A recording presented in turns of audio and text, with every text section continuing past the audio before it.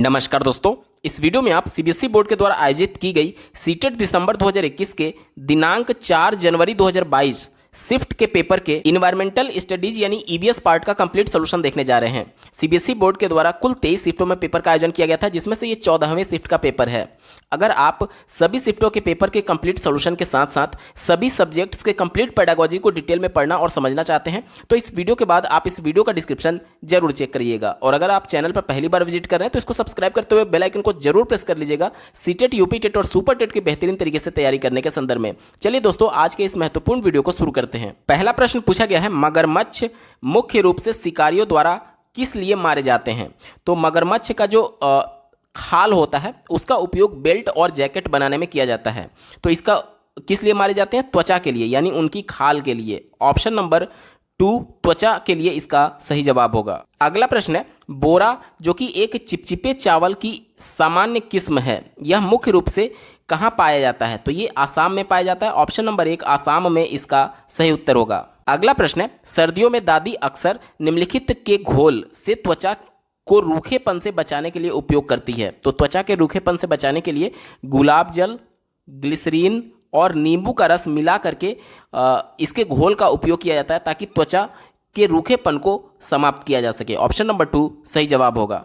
अगला प्रश्न पूछा गया था, एक छोटे से पेड़ या फिर झाड़ी की शाखा से लटकने वाला घोंसला बनाने वाला पक्षी कौन सा है? दिए गए विकल्प में देखिए, ऑप्शन नंबर 4 की बात करें, भारतीय रॉबिन। स्क्रीन पर आप इंडियन रॉबिन का घोंसला देख पा रहे होंगे। यहाँ पर ये जो है ये पत्थर है, जो कि सड़कों के किनारे पर पत्थर होते हैं। उन्हीं पत्थरों के बीच में ये इंडियन रॉबिन जो है वो अपना घोंसला बनाती है। तो इंडियन रॉबिन तो हमारा विकल्प होगा नहीं। तीसरा दिया गया है बारबेट। स्क्रीन पर आप बारबेट बर्ड के द्वारा जो घोंसला बनाया जाता है उसका इमेज देख पा रहे हैं। यहाँ पर छोटे छोटे बाल नुमा संरचनाओं से ये अपने घोंसले का निर्माण करती है। तो ये भी नहीं उत्तर होगा। बात करें अगर कौवा की, कौवे का जो घोंसला होता है वो पेड़ के सबसे ऊंची टहनी पर अपना घोंसला बनाता है। ठीक है, तो ये भी हमारा उत्तर नहीं होगा। एक ही विकल्प बचा, ऑप्शन नंबर 1 देखिए, सूर्य पक्षी। स्क्रीन पर आप सनबर्ड के घोंसले को देख पा रहे हैं। सनबर्ड का जो घोंसला होता है वो पेड़ की पतली पतली टहनियों पर या फिर झाड़ियों पे वे अपना घोंसला बनाते हैं। देखिए कितने पतले पतले टहनियां हैं और इसी पर ये सनबर्ड जो है अपना घोंसला बनाती है। तो यही प्रश्न में पूछा गया था कि एक छोटे से पेड़ या फिर झाड़ी की शाखा से लटकने वाला घोंसला बनाने वाला पक्षी कौन सा है? तो हमारा उत्तर हो जाएगा ऑप्शन नंबर 1 सनबर्ड यानी सूर्य पक्षी। अगला प्रश्न पूछा गया है, ट्रेन टिकट पर पीएनआर दर्शाता है। तो पीएनआर का फुल फॉर्म होता है पैसेंजर नेम रिकॉर्ड। इसी को हिंदी में यात्री का नाम रिकॉर्ड कहा जाता है। विकल्प नंबर 2 सही जवाब होगा। देखिए इसके बारे में थोड़ा सा आप बेसिक और जान लीजिए, क्योंकि जब पीएनआर पूछा गया तो हो सकता है आगे के डिटेल के बारे में पूछ सकता है। तो पीएनआर में 10 डिजिट होते हैं। ठीक है, स्टार्ट के 3 डिजिट आपको अलग लिखे रहते हैं, 1 2 3 और डैश करके आगे का 7 डिजिट लिखा रहता है, 4 5 6 7 8 9 और 0। ये 7 डिजिट अलग लिखे रहते हैं और 3 डिजिट स्टार्टिंग के जो है वो अलग लिखे रहते हैं और बीच में डैश रहता है। इसका क्या मतलब है एक बार थोड़ा सा समझ लेते हैं। जो इसका पहला डिजिट है वो एक स्पेसिफिक डाटा सेंटर को दिखाता है। रेलवे के कुल 5 डाटा सेंटर हैं, जिसमें से न्यू दिल्ली, चेन्नई, कोलकाता, मुंबई और सिकंदराबाद है। जो नई दिल्ली है वो नॉर्दर्न रेलवे और नॉर्दर्न ईस्ट रेलवे और एनडब्ल्यूआर और एनसीआर का एक तरीके से डाटा सेंटर है। और इससे जो भी टिकट इस डाटा सेंटर से जो भी टिकट बुक होगा वो पीएनआर नंबर 2 से स्टार्ट होगा। ध्यान से समझिएगा, जो नई दिल्ली डाटा सेंटर के अंतर्गत आते हैं। इसी प्रकार से चेन्नई की बात करें तो इसमें एसआर और एसडब्ल्यूआर रीजन आते हैं और इससे इस डाटा सेंटर से बुक हुए टिकट का जो पीएनआर नंबर है वो 4 से स्टार्ट होगा। ठीक है, इसी प्रकार से अलग अलग सबका होता है, जैसे कि नई दिल्ली, चेन्नई, कोलकाता, मुंबई और सिकंदराबाद, टोटल 5 डाटा सेंटर हैं। तो पहला डिजिट तो ये बताता है कि किस डाटा सेंटर से ये टिकट बुक हुआ है। और इसके बाद के जो 2 डिजिट हैं वो क्या बताते हैं? तो जैसा कि आपको ज्ञात होगा कि रेलवे जो है वो कई जोन्स में बटा हुआ है।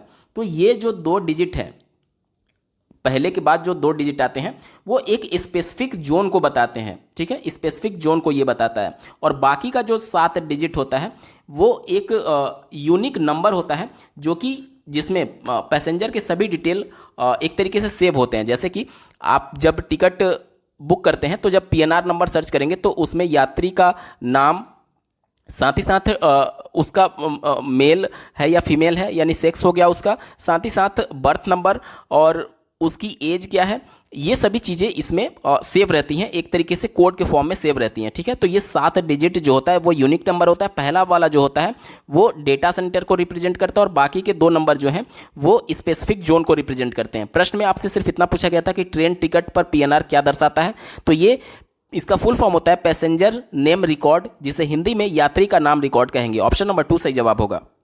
अगला प्रश्न पूछा गया है, मलयालम में माँ की बड़ी बहन को क्या कहा जाता है।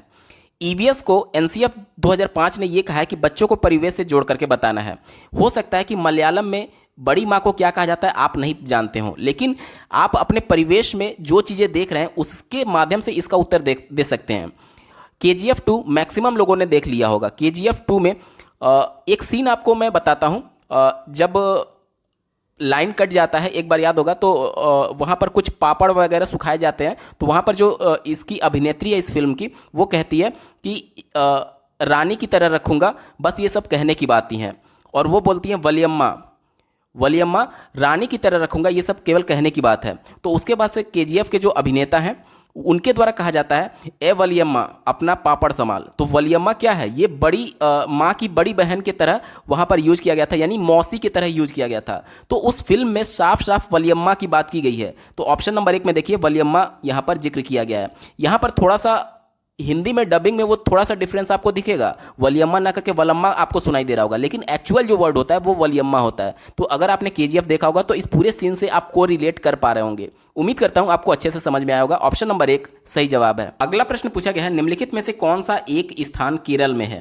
पहले विकल्प की बात करें वलसाड़, तो ये गुजरात में पड़ता है, तो ये तो हमारा उत्तर होगा नहीं क्योंकि केरल के बारे में पूछा गया था। बात करें विकल्प नंबर 3 उडुपी की, तो ये कर्नाटक में पड़ता है, तो ये भी हमारा उत्तर नहीं होगा। और चौथे विकल्प की बात करें मालाखेड़ा, मालाखेड़ा राजस्थान में पड़ता है, तो ये भी हमारा उत्तर नहीं होगा। एक ही विकल्प बचा, ऑप्शन नंबर 2 देखिए कोझिकोड, ये केरल में पड़ता है। ऑप्शन नंबर 2 सही जवाब होगा। अगला प्रश्न पूछा गया है, गांव का नाम वहां उगने वाले कई खेजड़ी पेड़ों के नाम पर पड़ा। इस गांव के लोग पौधे, पेड़ों और जानवरों की बहुत देखभाल करते हैं। यह गांव भारत में कहाँ है। तो खेजड़ी का जो पेड़ होता है वो बहुत प्रसिद्ध है, ये राजस्थान में उगता है। ऑप्शन नंबर 3 राजस्थान इसका सही जवाब होगा। अगला प्रश्न पूछा गया है, हाथियों के झुंड का मुखिया कौन होता है। तो हाथियों के झुंड में बेसिकली हाथी के बच्चे और मादा हाथी होती है। ठीक है, तो जो उसमें सबसे उम्रदराज मादा हाथी होती है वहीं हाथियों के झुंड की मुखिया होती है। ऑप्शन नंबर 2 देखिए सबसे उम्रदराज मादा हाथी सही जवाब होगा। अगला प्रश्न पूछा गया है, मिट्टी के बर्तनों को मजबूत बनाया जाता है। मिट्टी के बर्तन को मजबूत कैसे बनाया जाता है आपसे पूछा जा रहा है। चौथे विकल्प से शुरुआत करेंगे, दिया गया है जलाने से। तो मिट्टी के बर्तन को डायरेक्टली आग में नहीं जलाया जाता है, बल्कि मिट्टी के बर्तन को रख दिया जाता है और नीचे से कोयला होता है और ऊपर से किसी चीज़ से ढक दिया जाता है, और वो एक तरीके से जिस प्रकार से केक पकता है उसी प्रकार से ये भी मिट्टी के बर्तन पकते हैं। तो डायरेक्टली इसको नहीं जलाया जाता, ये हमारा उत्तर नहीं होगा। भूनने से, भूनना भी एक तरीके से डायरेक्टली आप आग के संपर्क में ला करके भूनते हैं, तो इस प्रकार का भूनने का भी काम नहीं किया जाता, तो ये भी हमारा उत्तर नहीं होगा। दूसरा विकल्प दिया गया है गलाने से। गलाना यानी कि एक तरीके से टेम्परेचर बढ़ा करके उसको पिघलाने की बात की जा रही है। तो मिट्टी के बर्तन पकाते समय वो पिघलता थोड़ी है, तो ये तो बिल्कुल ही निगेटिव है। एक ही विकल्प बचा, ऑप्शन नंबर 1 बेक करना। जिस प्रकार से केक पकाए जाते हैं उष्मा के माध्यम से, डायरेक्टली आग के संपर्क में नहीं लाया जाता है, इसी प्रकार से मिट्टी के बर्तनों को भी पकाया जाता है। ऑप्शन नंबर 1 पॉजिटिव है और यही इसका सही जवाब होगा। अगला प्रश्न पूछा गया था, पौधे का वह भाग जो दांत दर्द के उपचार के लिए प्रयोग किया जा सकता है। तो लौंग इसका जवाब होगा। आपने देखा होगा कि घर के जो बड़े बुजुर्ग होते हैं जब भी दांत में दर्द होता है तो वो बोलते हैं लौंग को दांत के पास दबा करके रखिए। उससे क्या होता है, बहुत तीखा होता है, जिसकी वजह से जो कीड़े होते हैं जो दांत को काट रहे होते हैं, जिसकी वजह से आपको दर्द होता है, वो थोड़े से समय के लिए शिथिल पड़ जाते हैं, या फिर तीखेपन की वजह से थोड़ा शिथिल हो जाते हैं, जिसकी वजह से आपके दांतों का दर्द काफ़ी हद तक कम हो जाता है। ठीक है, तो लौंग का डायरेक्टली भी प्रयोग किया जाता है और लौंग के तेल का भी प्रयोग किया जाता है, तो ये ऑप्शन नंबर 2 सही जवाब होगा। अगला प्रश्न पूछा गया है, गेहूं के आटे से चपाती बनाने का सही क्रम पहचानिए। यानी कि आटे से रोटी बनाने का प्रोसेस क्या होता है उसको क्रम वाइज पूछा जा रहा है। तो सबसे पहले आटे को हम लोग गूंथते हैं, पानी डाल करके गूंथा जाता है। इसके बाद से गूंथने के बाद से उसकी छोटी छोटी लोइयां बनाई जाती है। लोइयों को फिर बेलन और चौकी की मदद से उसको बेला जाता है और अंत में उसको तवे पर रख करके पकाया जाता है। इसी क्रम को ध्यान में रख करके आपको उत्तर देना है। ऑप्शन नंबर 1 देखिए, आटे को गूंथ कर उसके बाद से आटे की छोटी छोटी लोइयां बना करके, उसके बाद से लोइयों को बेलकर और अंत में आग पर पकाकर। ऑप्शन नंबर 1 पॉजिटिव था और यही इसका सही जवाब होगा। अगला प्रश्न पूछा गया है, नृत्य में मुख्य रूप से मुद्रा और भावनाएं क्या प्रदर्शित करती हैं? तो मुद्रा यानी कि जो हमारे मुख की भाव भंगिमा होती हैं, जो सांस्कृतिक तौर पर डांस की जाती है, आजकल के वाले डांस नहीं, ब्रेक डांस और ये टाइप के जो डांस होते हैं हिप हॉप वाले, वो वाले डांस की बात नहीं की जा रही है। जो बेसिकली सांस्कृतिक डांस होते हैं उसमें क्या होता है कि हम अपने आंखों के एक्सप्रेशन के माध्यम से, जो सांस्कृतिक डांस होते हैं उसमें मुद्राएं विभिन्न प्रकार की बनाई जाती हैं। तो ये पूछा जा रहा है कि ये क्या प्रदर्शित करती है? तो वो जो नृत्य कर रही है उसकी भावनाओं को प्रदर्शित कर रही होती है। ठीक है, तो ऑप्शन नंबर 2 देखिए, भावनाएं इसका सही जवाब होगा। अगला प्रश्न है, जो बच्चे बोल और सुन नहीं सकते वे कैसे सीखते हैं? चौथे विकल्प से शुरुआत करेंगे, दिया गया है ब्रेल लिपि के माध्यम से।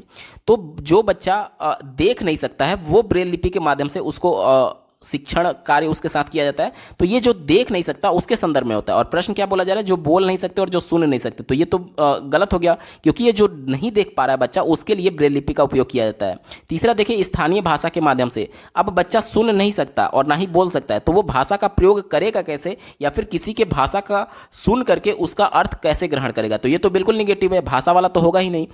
दूसरा देखिए, मातृभाषा के माध्यम से। मातृभाषा हो, फर्स्ट लैंग्वेज हो या फिर फॉरेन लैंग्वेज हो, कोई भी भाषा वो ना तो सुन पा रहा है ना तो बोल पा रहा है उस भाषा को, तो फिर ये कम्युनिकेशन का माध्यम नहीं हो सकता। ये विकल्प गलत हो गया। एक ही विकल्प बचा ऑप्शन नंबर 1 देखिए, सांकेतिक भाषा के माध्यम से। इसे अंग्रेजी में साइन लैंग्वेज बोला जाता है। आपने दूरदर्शन पर पहले समाचार में देखा होगा कि एक एंकर जो होते हैं वो हाथों के विभिन्न प्रकार के इशारों के माध्यम से न्यूज को एक तरीके से दूसरों को दे रहे होते हैं। तो ये क्या है? ये सांकेतिक भाषा है। संकेतों के माध्यम से बच्चों को कम्युनिकेट किया जाता है इस माध्यम में, यानी कि जो बोल नहीं सकते और जो सुन नहीं सकते वो संकेतों के माध्यम से उनको सिखाया जाता है। ऑप्शन नंबर 1 बिल्कुल पॉजिटिव और यही इसका सही जवाब होगा। अगला प्रश्न पूछा गया है, निम्नलिखित में से कौन सा अन्य से भिन्न है?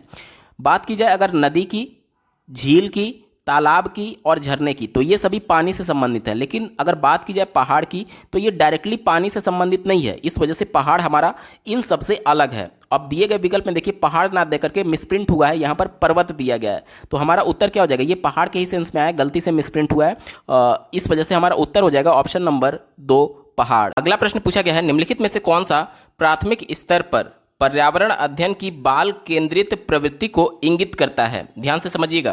पहले विकल्प से शुरुआत करेंगे। पहला दिया गया है, स्कूल में विद्यार्थियों के जीवन को स्कूल के बाहर उनके जीवन से जोड़ा जाना चाहिए। ये तो बात बिल्कुल सही है, क्योंकि एनसीएफ 2005 ये कहता है कि बच्चों को उनके परिवेश से जोड़ करके बताना है, परिवेश से जोड़ करके आगे के ज्ञान को देना है। यानी कि परिवेश क्या हो गया? उसके स्कूल के बाहर का जीवन। तो ये तो बिल्कुल पॉजिटिव था, हमारा उत्तर होगा। दूसरा देखिए, रटने को हतोत्साहित करना। हतोत्साहित मतलब कि रटने को नकारने की बात की जा रही है, और एनसीएफ भी इसी को कहता है कि रट करके याद करके चीज़ों को ना सीखा जाए, बल्कि अन्वेषण करके खोज करके बच्चे अपने ज्ञान की रचना करेंगे। तो ये भी बिल्कुल सही है, हतोत्साहित करने की बात की गई है। तीसरा देखिए, सीखने के लिए किताबी शिक्षा से प्रस्थान। प्रस्थान मतलब कि किताबी शिक्षा से दूर भागने की बात की जा रही है। ये बिल्कुल सही है, क्योंकि आप किताबी कीड़ा नहीं बन सकते, केवल रट करके अपने ज्ञान की रचना नहीं कर सकते। तो ये भी एक तरीके से पॉजिटिव है। ऑप्शन नंबर 4 देखिए, स्कूल, घर और समुदाय के बीच स्पष्ट सीमाएं। ये कह रहा है कि स्कूल में घर और समुदाय के बीच स्पष्ट सीमा होनी चाहिए, बल्कि ये सीमा नहीं होनी चाहिए, क्योंकि स्कूल, घर और समुदाय समाज का ही आईना तो विद्यालय है। समाज में जो कुछ भी समस्याएं होती हैं उसी के अनुसार हमारा करिकुलम चेंज होता है और उसी के अनुसार हमें शिक्षा दी जाती है, ताकि समाज में जाकर हम लोग व्यवहार कर पाएं। तो इसमें कोई सीमा नहीं होती है। ठीक है, ये एक दूसरे का आईना होते हैं। तो ये निगेटिव सेंस में था, हमारा उत्तर नहीं होगा। यानी कि केवल ए, बी, सी वाला विकल्प सही है। दिए गए विकल्पों में देखिए, ऑप्शन नंबर 3 देखिए, ए, बी और सी इसका सही जवाब हो जाएगा। अगला प्रश्न है, निम्नलिखित में से कौन सा प्राथमिक स्तर पर पर्यावरण अध्ययन के उद्देश्य हो सकते हैं?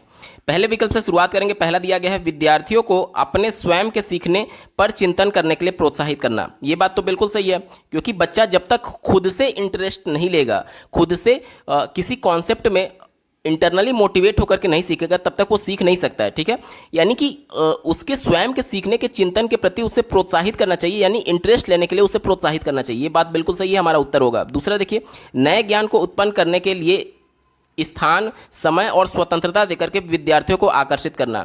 यहाँ पर क्या कहा जा रहा है कि स्वतंत्रता देने की बात की जा रही है, यानी कि बाल केंद्रित शिक्षा में बच्चे केंद्र में होते हैं और उनको अन्वेषण के माध्यम से स्वतंत्र वातावरण में सीखने के लिए प्रोत्साहित किया जाता है। यही बात तो विकल्प कह रहा है, तो ये भी बिल्कुल सही हो जाएगा। तीसरा देखिए, विद्यार्थियों को सीखने में प्रतिभागियों के रूप में व्यवहार करना, ज्ञान के एक निश्चित निकाय के प्राप्तकर्ता के रूप में नहीं। निश्चित निकाय के प्राप्तकर्ता मतलब कि इंफॉर्मेशन आप सिर्फ रिसीव कर रहे हैं, ये नहीं होना चाहिए। इंफॉर्मेशन कहाँ से आया वो खोज करके आप अपने ज्ञान की रचना करिए, यही विकल्प कह रहा है, जो कि खोज अन्वेषण की तरफ इशारा करता है। और प्रतिभागी यानी कि सक्रिय सहभागिता की बात कर रहा है, जो कि लेव वाइगोत्स्की के सिद्धांत के अनुसार जब बच्चे समूहों में कार्य करते हैं तो अंतःक्रिया के माध्यम से वो सीख रहे होते हैं, तो कहीं ना कहीं एक्टिवली पार्टिसिपेट बच्चा कर पा रहा है, इस वजह से ये भी पॉजिटिव है, हमारा उत्तर होगा। चौथा देखिए, निर्धारित पाठ्य पुस्तक को सीखने के लिए संसाधनों का एकमात्र आधार मानना, एकमात्र, केवल, यही, ये सभी वर्ड हमेशा निगेटिव होते हैं। कभी भी अगर पॉजिटिव सेंस में प्रश्न पूछा गया तो ये उत्तर नहीं होगा, क्योंकि केवल, एकमात्र, एक ही, ये सभी हमेशा निगेटिव होते हैं, ठीक है, तो ये हमारा उत्तर होगा ही नहीं। क्योंकि एक बार इस पूरे विकल्प को समझ लेते हैं। कहा जा रहा है निर्धारित पाठ्यपुस्तकों को सीखने के लिए संसाधनों का एकमात्र आधार मानना, यानी ये कहा जा रहा है कि केवल पुस्तक तक ही बच्चे सीमित रहें। इसके पहले वाले प्रश्न में हमने देखा था कि जो ईवीएस होता है या फिर कोई भी शिक्षा होती है, किसी भी सब्जेक्ट की बात करें, तो वो बच्चे के परिवेश से जोड़ करके बताना है। और केवल किताब तक किताब तक अगर आप सीमित रहेंगे तो केवल औपचारिक तरीके से सीख रहे हैं, किताबी कीड़ा आप बन रहे हैं। और शिक्षा का मतलब सिर्फ औपचारिक नहीं होता है, अनौपचारिक के माध्यम से भी बच्चे सीख पाते हैं अपने परिवेश में, ठीक है। तो ये विकल्प निगेटिव था, इस वजह से हमारा उत्तर नहीं होगा। दिए गए विकल्प में देखिए ए, बी और सी वाला केवल सही है। अब चलिए ऑप्शंस में देखते हैं। ऑप्शन नंबर ए देखिए, ए, बी और सी इसका सही जवाब होगा। अगला प्रश्न पूछा गया है, प्राथमिक स्तर पर पर्यावरण अध्ययन के संबंध में निम्नलिखित में से कौन सा कथन सत्य है? पॉजिटिव सेंस में पूछा गया है। चौथे विकल्प से शुरुआत करेंगे। दिया गया है, यह एकल विषय दृष्टिकोण पर आधारित है।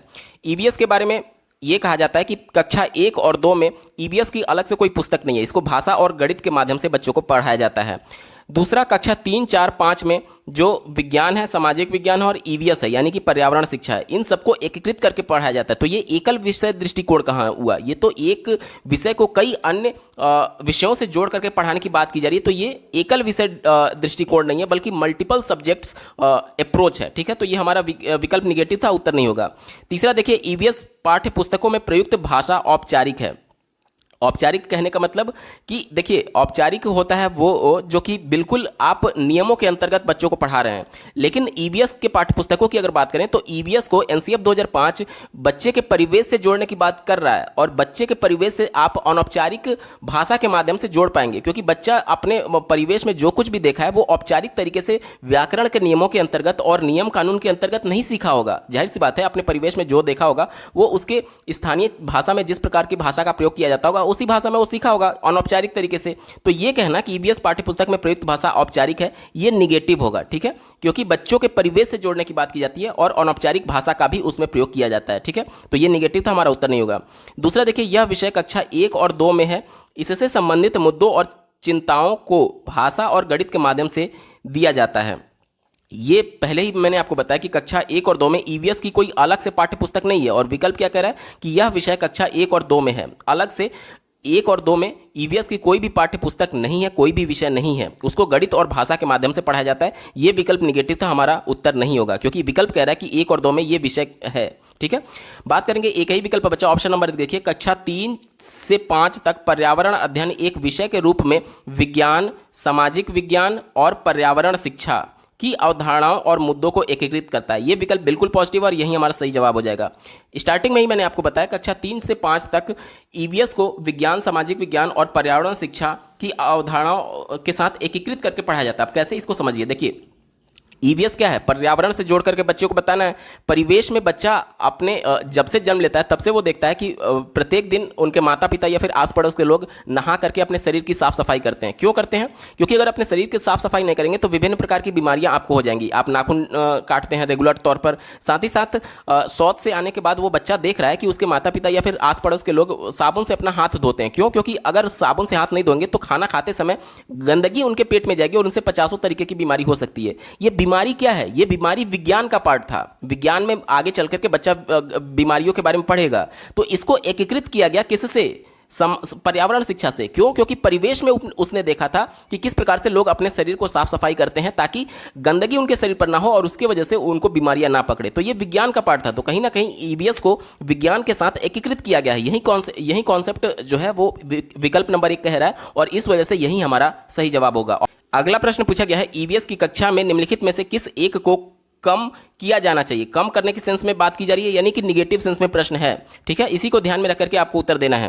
पहला दिया गया स्वतंत्र वाद विवाद। जब भी बच्चे को स्वतंत्र वातावरण में सीखने के लिए और वाद विवाद यानी कि अंतःक्रिया बच्चा कर रहा है, इंटरेक्शन कर रहा है, तो लेव वाइगोत्स्की के सिद्धांत के अनुसार बच्चे अपने ज्ञान की रचना अंतःक्रिया के माध्यम से ही करते हैं। तो ये तो बिल्कुल पॉजिटिव सेंस में था, और प्रश्न क्या कह रहा है, प्रश्न निगेटिव सेंस में पूछा जा रहा है, इस वजह से ही हमारा उत्तर नहीं होगा। दूसरा देखिए चित्र पठन।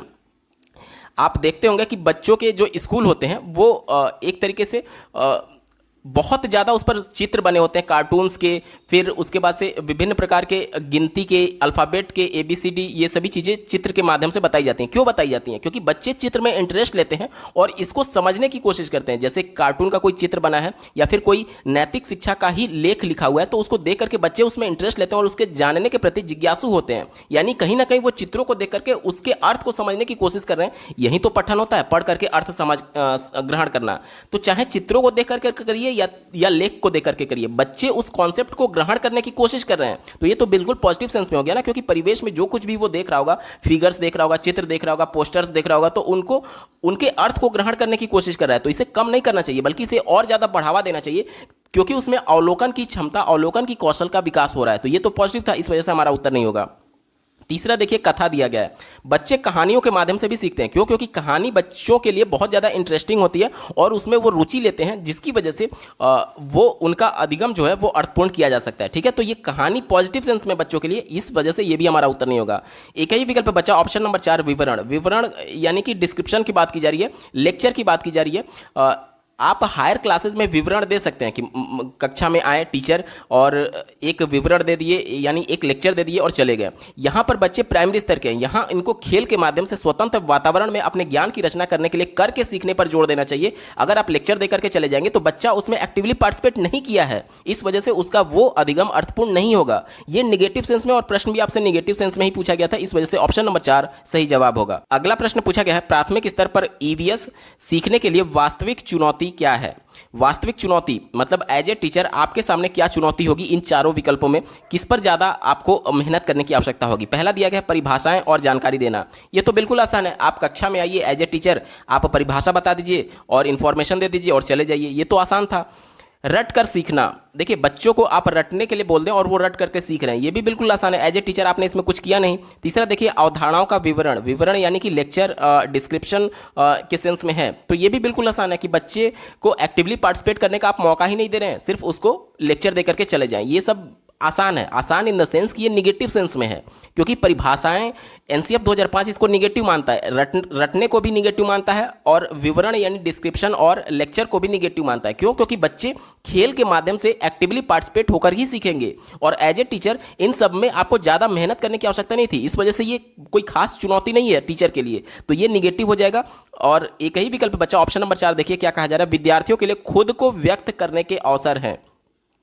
अब देखिए बच्चों को जब आप अपने आप को एक्सप्रेस करने का मौका देंगे, जाहिर सी बात है जब बच्चे का अनुभव होगा तभी तो वो अपने आप को एक्सप्रेस कर पाएगा किसी पर्टिकुलर कॉन्सेप्ट पर। यानी बच्चा खुद करके सीखा हुआ है, स्वतंत्र वातावरण में खुद करके सीखा हुआ है, अन्वेषण करके सीखा हुआ है और अपने आप को अभिव्यक्त कर रहा है अपने अनुभव के आधार पर। तो ये एज ए टीचर आपके सामने वास्तविक चुनौती होगी। और ऐसे भी आप इसका उत्तर निकाल सकते थे अगर प्रश्न आपको नहीं समझ में आ रहा है, तो ऊपर के जो 3 विकल्प दिए गए हैं वो बिल्कुल ही निगेटिव है NCF 2005 के अनुसार। परिभाषाएं NCF निगेटिव मानता है, रटना भी निगेटिव मानता है और विवरण डिस्क्रिप्शन लेक्चर भी निगेटिव मानता है। तो ये तीनों तो एक तरफ हो गए। पॉजिटिव सेंस में अगर आप देखेंगे तो एक ही विकल्प ऑप्शन नंबर 4 है और यही वास्तविक चुनौती होगी एज ए टीचर आपके सामने। ऑप्शन नंबर 4 सही उत्तर होगा। अगला प्रश्न पूछा गया है, प्राथमिक स्तर पर EVS के पाठ्यक्रम में निम्नलिखित में से किस थीम में उप थीम शामिल है? तो EVS में कुल 6 थीम बताए गए हैं, जिसमें से पहला जो थीम है परिवार एवं मित्र, उसके 4 उप थीम बताए गए हैं। तो प्रश्न में यही पूछा जा रहा है कि किस थीम के अंतर्गत उप थीम शामिल है? तो परिवार एवं मित्र के अंतर्गत उप थीम शामिल है। दिए गए विकल्प में देखिए ऑप्शन नंबर 1 परिवार एवं दोस्त या फिर मित्र, ये आपका बिल्कुल सही जवाब होगा। CBSE बोर्ड के द्वारा आयोजित होने वाली सीटेट की परीक्षा की खासियत यही है कि एक ही विकल्प एक प्रश्न में पॉजिटिव सेंस में हो जाता है और दूसरे प्रश्न में वो निगेटिव सेंस में हो जाता है। ये प्रश्न आपको बेहतर इसकी समझ देगा। चलिए बात करते हैं। प्रश्न पूछा गया है, EVS में प्रामाणिक और सार्थक शिक्षण दिया जा सकता है। यहाँ पर देखिए वर्णन, इससे पहले वाले प्रश्न में मैंने आपको निगेटिव बताया था, लेकिन यहाँ पर वर्णन पॉजिटिव सेंस में होगा। कैसे, आपको आगे पता चलेगा। यहाँ पर मैं अभी स्टार लगा रहा हूँ क्योंकि अभी तक आपको ये चीज़ें निगेटिव लग रही हैं, लेकिन इस प्रश्न में इसको कैसे पॉजिटिव सेंस में कन्वर्ट किया गया है, इसको बताएंगे आगे। दूसरा दिया गया है वास्तविक संवाद द्वारा। देखिए वास्तविक संवाद यानी कि कम्युनिकेशन करने की बात की जा रही है। लेव वाइगोत्स्की के सिद्धांत के अनुसार जितना बच्चे अंतःक्रिया करेंगे, एक दूसरे से कम्युनिकेट करेंगे, इंटरेक्शन करेंगे, उतना ही उनका अधिगम अर्थपूर्ण होता है। तो ये तो बिल्कुल पॉजिटिव सेंस में है, इस वजह से हमारा उत्तर होगा, क्योंकि सार्थक शिक्षण करना है। ठीक है, तीसरे की बात करें प्रयोग के प्रक्रिया के द्वारा, एनसीएफ 2005, राष्ट्रीय शिक्षा नीति 2020 दोनों ये मानती है कि बच्चे प्रयोग के द्वारा, अन्वेषण के द्वारा ही अपने अनुभव की निर्माण करें, अपने ज्ञान की रचना करें, क्योंकि दोनों संरचनावाद को समर्थन देती है। तो ऑप्शन नंबर सी भी पॉजिटिव हो गया, ये भी आपका उत्तर होगा। चौथा विकल्प देखिए, सही और गलत के रूप में विद्यार्थियों द्वारा दिए गए उत्तर के आकलन के द्वारा, यानी कुछ प्रश्न आप पूछ रहे हैं, ऐसे प्रश्न हैं जो कि एक तरीके से सिर्फ हाँ या फिर ना, सही या फिर गलत, इस प्रकार से बच्चे उसका उत्तर दे सकते हैं। जैसे कि आपने पूछा कि क्या तुमने खाना खाया, तो वो बोलेगा हाँ। क्या तुमने पढ़ाई की, तो वो बोलेगा नहीं।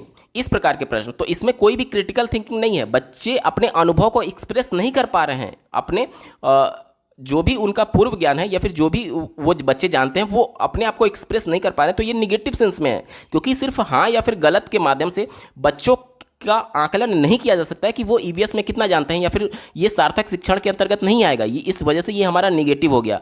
यानी कि देखिए, अगर वर्णन को हम लोग निगेटिव मान लें पहले वाले प्रश्नों की तरह, तो यहाँ पर हमारा सही विकल्प क्या बना, केवल बी और सी। अब इन चारों विकल्पों में देखिए, आप अपने स्क्रीन पर देख पा रहे होंगे, इन चारों विकल्पों में आप देखेंगे तो कहीं पर भी बी और सी का विकल्प दिया ही नहीं गया है। बी और सी का कहीं भी विकल्प नहीं दिया गया है, यानी कि ये हमारी मजबूरी हो गई। देखिए यहाँ पर केवल सी और डी दिया गया है, तो सी और डी वाला तो मैं आपको दिखाया था, आप फिर से एक बार देख लीजिए। यहाँ पर केवल कहा जा रहा था कि सही और गलत के रूप में विद्यार्थियों के द्वारा के उत्तर का आकलन करना, ये तो सबसे ज़्यादा नेगेटिव था। तो डी तो होगा नहीं, कंफर्म है, यानी कि ये विकल्प तो हमारा वैसे ही गलत हो गया।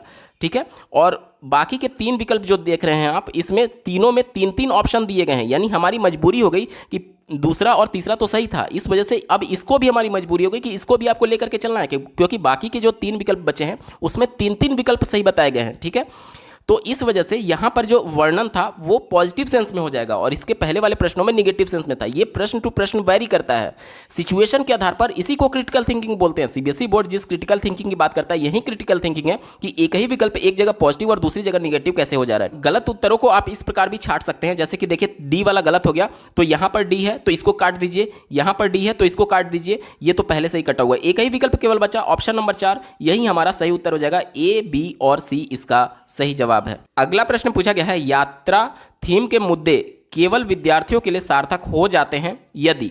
मेन रूप से ये पूछा जा रहा है कि यात्रा जो थीम है, ईवीएस के अंतर्गत जो 6 थीम है उसमें यात्रा भी एक थीम है। ठीक है, तो ये पूछा जा रहा है कि इस थीम को बच्चों को किस प्रकार से समझाया जा सकता है, या फिर किस प्रकार से बच्चों के लिए ये एप्रोप्रिएट टॉपिक बनाया जा सकता है। चौथे विकल्प से शुरुआत करेंगे। कहा जा रहा है कि थीम आधारित वर्कशीट विद्यार्थियों को देकर के, वर्कशीट यानी कि डेटा शीट की बात की जा रही है, जिस प्रकार से आप लोग एक्सेल फाइल देखते होंगे उसी को बच्चों को देने की बात की जा रही है। तो ये बिल्कुल निगेटिव है ना, क्योंकि बच्चे इसमें एक्टिवली पार्टिसिपेट नहीं कर रहे हैं, और उस वर्कशीट, उस डेटा शीट को देख करके बच्चे क्या अर्थ निकालेंगे, ये भी एक तरीके से संशय के घेरे में रहेगा। तो ये हमारा विकल्प निगेटिव था, कभी भी उत्तर नहीं होगा। तीसरा देखिए, यदि शिक्षकों द्वारा प्रदर्शनों को दिखाया जाए। अब केवल प्रदर्शन जो किया जा रहा है वो टीचर के द्वारा किया जा रहा है, यानी टीचर तो एक्टिव है और बच्चे यहाँ पर निष्क्रिय रूप से बैठे हुए हैं। तो लेव वाइगोत्स्की और जीन पियाजे संरचनावाद के सबसे बड़े समर्थक थे, और राष्ट्रीय शिक्षा नीति संरचनावाद पर ही जोर देती है। इनके दोनों सिद्धांतों के अनुसार बच्चा जो है वो सक्रिय रूप से भागीदारी होनी चाहिए, और यहाँ पर बच्चा निष्क्रिय है, इस वजह से ये हमारा निगेटिव हो गया।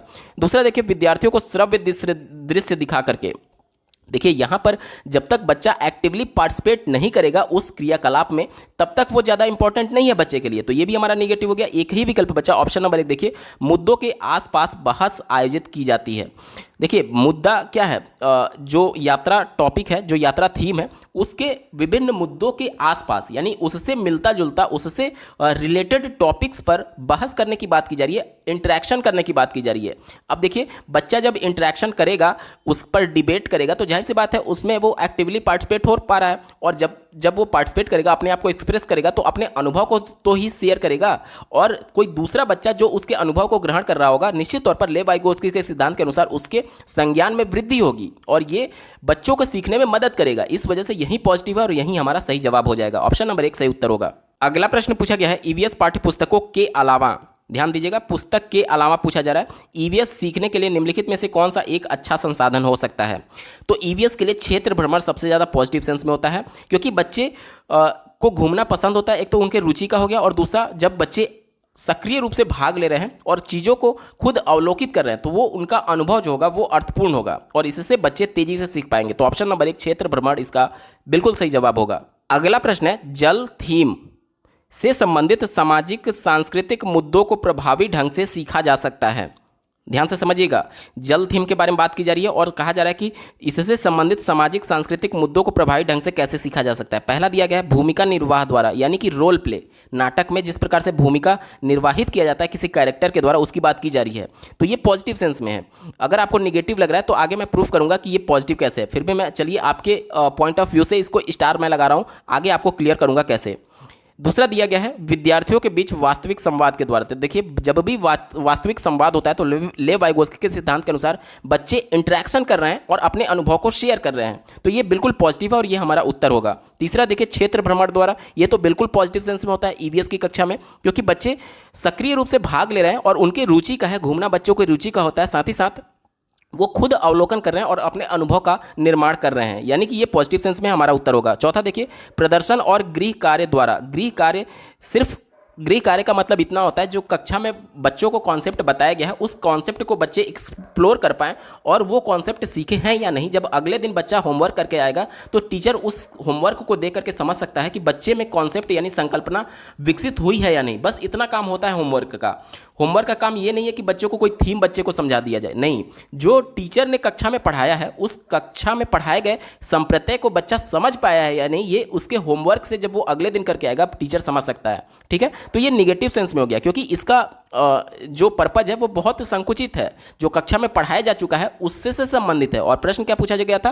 प्रश्न नए टॉपिक से संबंधित पूछा गया था, तो ये हमारा उत्तर नहीं होगा।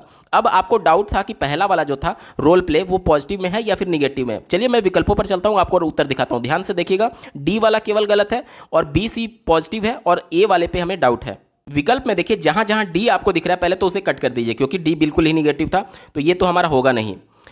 सी वाला ऑप्शन नंबर 4 में देखिए कहा जा रहा है कि केवल सी, तो बी वाला भी पॉजिटिव था, तो ये भी हमारा उत्तर नहीं होगा। एक ही विकल्प बचा, option number A B C, यानी अब हमारा क्लियर हो गया कि ए वाला जो था वो पॉजिटिव सेंस में था। मैं आपको पहले भी बता रहा था, इसी को क्रिटिकल थिंकिंग बोलते हैं कि एक ही चीज़ एक जगह पॉजिटिव कैसे हो जा रही है और दूसरी जगह निगेटिव कैसे हो जा रही है। यही चीज़ आपको समझना है, और अगर इसमें आप पारंगत हो गए तो सीटेट की परीक्षा में आप मान करके चलिए 95% तक नंबर आप हासिल कर सकते हैं। इतना आसान होता है सीटेट की परीक्षा पास करना। आपको एक कॉन्फिडेंस बिल्ड करना है आपके अंदर और चीज़ों को समझना है, रटना नहीं है। ये सभी चीज़ें अगर आप किसी बुक पर निर्भर होकर के करेंगे तो कभी उसमें अच्छा स्कोर नहीं कर पाएंगे, क्योंकि ये सभी चीज़ें आप खुद से अनुभव जब तक नहीं करेंगे तब तक एक्सप्लोर नहीं कर पाएंगे और तब तक परीक्षा में बेहतर प्रदर्शन नहीं कर पाएंगे। उम्मीद कर रहा हूं कि जो भी चीज़ें मैं आपको जिस पॉइंट पर बात कर रहा हूं, जिस पॉइंट पर को समझाने की कोशिश कर रहा हूं, आप बिल्कुल समझ पा रहे होंगे। आप कमेंट के माध्यम से जरूर बताइएगा कि क्या ये सभी चीज़ें आपको समझ में आ रही हैं। ऑप्शन नंबर 1 सही जवाब होगा। अगला प्रश्न पूछा गया है, ईवीएस पाठ्य पुस्तकों में शामिल है, क्या क्या शामिल है? ईवीएस सीखने के लिए वास्तविक कहानियाँ, कथाएं और वास्तविक घटनाएं। आप लोगों ने देखा होगा कि प्राइमरी स्तर की जो ईवीएस की पाठ्यपुस्तक होती है उसमें विभिन्न लोगों की कहानियां दी गई रहती हैं जो कि प्रेरणा स्रोत होते हैं बच्चों के लिए, उसी के माध्यम से बच्चों को बताया जाता है। यानी कि ये क्या है? वास्तविक घटनाएं हैं, वास्तविक कहानियां हैं। ठीक है, तो ये बोला जा रहा है कि इनके पाठ्यपुस्तक में ये शामिल क्यों किया गया है। आपसे विकल्पों की बात करें, पहले विकल्प दिया गया है वे सूचना और सीखने का एक समृद्ध स्रोत है। ये बात तो बिल्कुल सही है, क्योंकि उनके कहानियों को सुन करके बच्चा समझ पा रहा है कि किस प्रकार से चीज़ें होती हैं, समाज में किस प्रकार से चीज़ें घटित हो रही हैं, तो ये विकल्प पॉजिटिव था, हमारा उत्तर होगा। दूसरा देखिए, वे विद्यार्थियों, शिक्षकों और समुदाय को प्रेरित करते हैं। सही बात है, समुदाय के जो सफल लोग हैं जिन्होंने कुछ किया हुआ है उन्हीं की महत्वपूर्ण कहानियों को ईवीएस के पुस्तक में दिया जाता है। जैसे कि आप देखे होंगे कि ईवीएस के पुस्तक में एक मधुमक्खी का चैप्टर पढ़ाने के लिए एक बच्ची का कहानी दिया गया था, जिसमें पढ़ाई के दौरान उसने मधुमक्खी पालन किया और शहद बेच करके वो आजीविका का साधन जुटा रही थी। तो इस कहानी के माध्यम से देखिए दो चीज़ों पर टैकल किया गया है। पहला तो जो एक तरीके से समाज में रूढ़िवादिता बनी हुई है कि लड़कियां केवल घर का काम करेंगी, उसको भी चुनौती दिया गया, क्योंकि लड़कियां भी आजीविका का साधन जुटा पा रही हैं। और दूसरा ये भी किया जा सकता है कि किस प्रकार से छोटे उद्योग से हम बेहतर अपने आजीविका का साधन बना सकते हैं। तो ये एक तरीके से समुदाय के लोगों के द्वारा विद्यार्थियों को प्रेरित करने की बात की जा रही है, तो ये तो बिल्कुल पॉजिटिव हो गया ना, हमारा उत्तर होगा। तीसरा देखिए, वे हमें उन अनुभवों को फिर से देखने का अवसर प्रदान करते हैं जिससे हम परिचित हैं। ये भी बात सही है, यानी कि कई बार हम लोगों ने ऐसा समाज में सुना होता है कि ये चीज़ें हुई हैं, तो उसको प्रमाणिक तौर पर आपकी पुस्तक में दिया गया है, यानी कि आपको वो अनुभव पहले से पता था, फिर वो जब आप पुस्तक में पढ़ते हैं तब आपको लगता है हाँ ये सभी चीज़ें सही हैं और इस प्रकार से चीज़ें हो रही हैं समाज में, तो ये भी बिल्कुल पॉजिटिव है, हमारा उत्तर होगा। एक ही विकल्प बचा ऑप्शन नंबर डी। देखिए, वे शिक्षकों के लिए ईवीएस के शिक्षण शास्त्र को आसान बनाते हैं।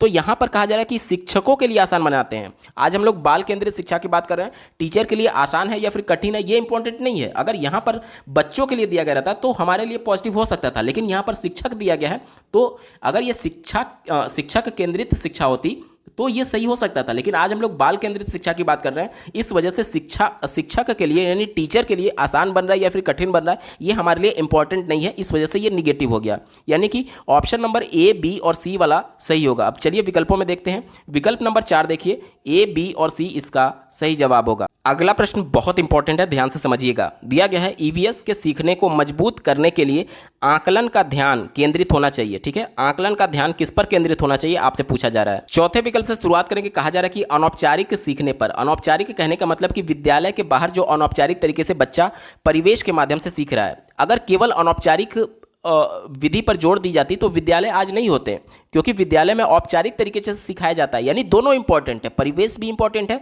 और औपचारिक तरीके से विद्यालय भी इंपॉर्टेंट है। इस वजह से ये केवल अनौपचारिक की बात कर रहा था, इस वजह से संकुचित था, हमारा उत्तर नहीं होगा। तीसरा देखिए, सीखने के रूप में सीखने पर। अब देखिए, सीखने के रूप में यानी कि जब विद्यालय में बच्चा सीख रहा है तो उसके जो सहपाठी हैं या फिर स्वयं के आकलन से संबंधित ये होता है सीखने के रूप में आकलन। ठीक है, तो ये भी हमारे लिए उतना पॉजिटिव नहीं है। क्यों पॉजिटिव नहीं है? क्योंकि यहाँ पर बच्चा अपना खुद का मूल्यांकन कर रहा है या फिर उसके सहपाठी से मूल्यांकन कराया जा रहा है। यहाँ पर इंपॉर्टेंट ये होता है कि टीचर ने जो बच्चे को कक्षा में संप्रत्यय पढ़ाया, उस संप्रत्यय में बच्चे को कहाँ पर दिक्कत आ रही है वो टीचर खुद एनालाइज करे और उसके बाद से उस कॉन्सेप्ट को दोबारा पढ़ाए। ठीक है, क्योंकि यहाँ पर जब बच्चे एक तरीके से अपना खुद का आकलन करें तो बच्चे ये जान तो सकते हैं कि हमें यहाँ पर प्रॉब्लम है, लेकिन कई बार बच्चे संकोच कर जाते हैं कक्षा में और वो टीचर से दोबारा कॉन्सेप्ट को नहीं पूछते हैं। लेकिन जब टीचर इस बात की जांच कर रहा होगा कि बच्चे को दिक्कत कहाँ है तो उसे ज्ञात होगा कि मैक्सिमम बच्चों को इस संप्रत्यय में यानी इस कॉन्सेप्ट में यहाँ पर दिक्कत है, तो वो पूरे कॉन्सेप्ट को फिर से रिपीट कराएगा। तो ये ज़्यादा इंपॉर्टेंट था कि टीचर इसका मूल्यांकन करे। ठीक है, ये पॉजिटिव सेंस में जरूर है, लेकिन ये कम पॉजिटिव है, इस वजह से हमारा उत्तर नहीं होगा।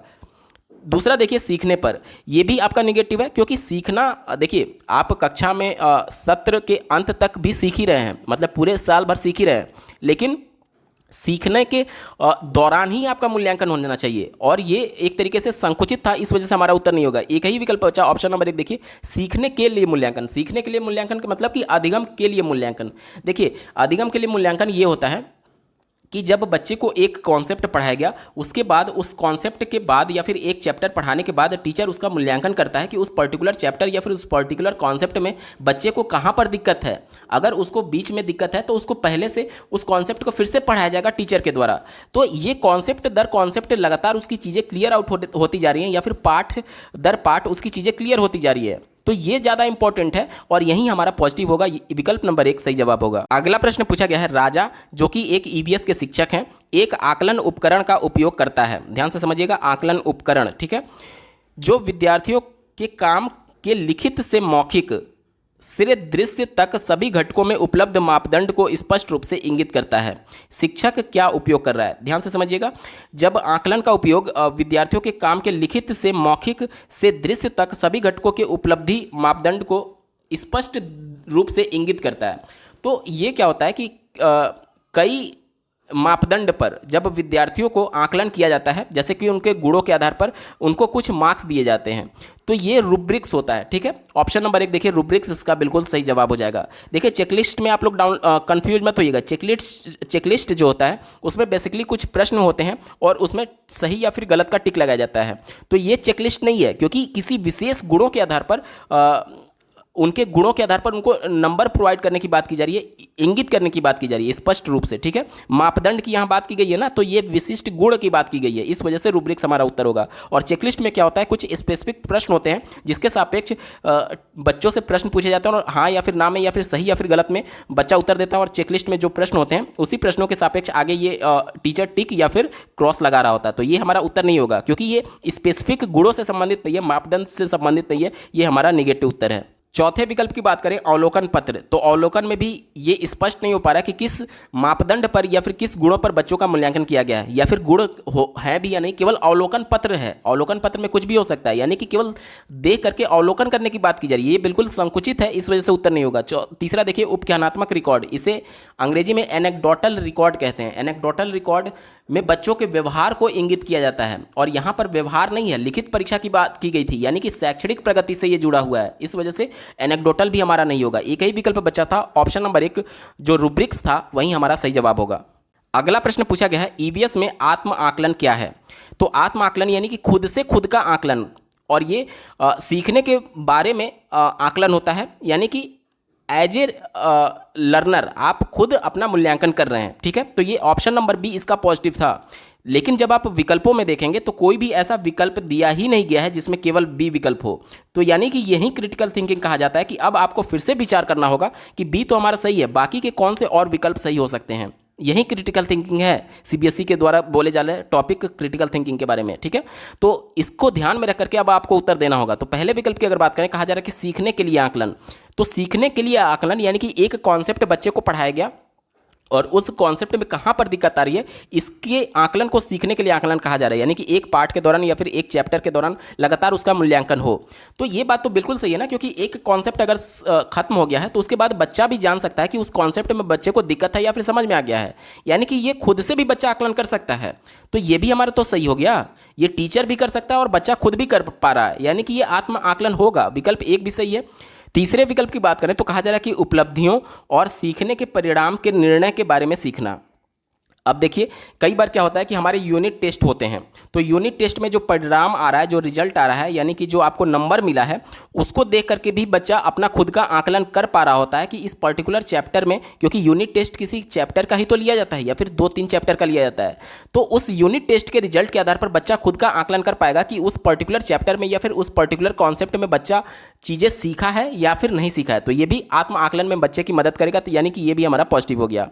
बात करें अगर ऑप्शन नंबर डी की सीखने का आकलन, ये निगेटिव सेंस में कैसे, देखिए सीखने का जो आकलन होता है वो जो वार्षिक परीक्षा है, जो योगात्मक परीक्षण होता है, यानी कि वर्ष एक पूरा सत्र खत्म हो गया और सत्र के बाद जो फाइनल परीक्षा होती है वो सीखने का आकलन है, यानी कि अब बच्चे को सीखना नहीं है, जो कुछ भी सीखना था उसने साल भर सीख लिया, अब क्या सीखा है उसका ये आकलन किया जा रहा है, यानी कि फाइनल परीक्षा हो रही है, इसके बाद बच्चे को उस पर्टिकुलर कॉन्सेप्ट, उस पर्टिकुलर चैप्टर को सीखने का मौका नहीं मिलेगा औपचारिक तरीके से उस कक्षा में, ठीक है, क्योंकि इसके बाद अब पास और फेल की घोषणा की जाएगी, ये फाइनल परीक्षा है। तो ये आत्म आकलन के लिए संकुचित है, इस वजह से हमारा उत्तर नहीं होगा, ठीक है। यानी दिए गए विकल्प में देखिए ए, बी और सी हमारा सही जवाब होगा। अब दिए गए ऑप्शंस में देखिए ऑप्शन नंबर 1 ए, बी और सी इसका सही उत्तर है। अगला प्रश्न पूछा गया है ईवीएस का सीखना आधारित है, तो ईवीएस में किस प्रकार सीखा जाता है, किस पर आधारित होता है, आपसे पूछा जा रहा है। चौथे विकल्प से शुरुआत करेंगे, कहा जा रहा है कि अमूर्त से मूर्त के सिद्धांत पर। अमूर्त मतलब कि जो चीज़ें बच्चे ने देखा ही नहीं है, और ईवीएस क्या कहा जाता है कि बच्चे के परिवेश से जोड़ करके पढ़ाना, यानी जो चीज़ वो अपने परिवेश में देखा हुआ है। तो अमूर्त से मूर्त उल्टा हो गया ना, मूर्त से अमूर्त होना चाहिए। मूर्त मतलब कि जो चीज़ें उसने परिवेश में देखा है, और विकल्प क्या कह रहा है कि जो चीज़ें नहीं देखा है उससे जोड़ करके ईवीएस पढ़ाना चाहिए, उस पर आधारित होता है। ये तो निगेटिव हो गया, आपका उत्तर नहीं होगा।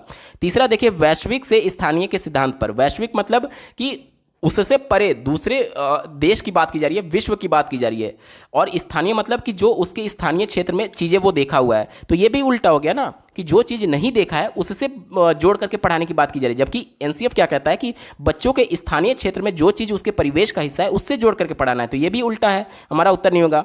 दूसरा देखिए जटिल से सरल के सिद्धांत की ओर। अब बच्चे को ऐसा थोड़ी है कि पहले आप कठिन चीज़ें पढ़ाएंगे फिर आसान चीज़ें पढ़ाएंगे, आसान से ही तो जटिल की तरफ ले चलेंगे।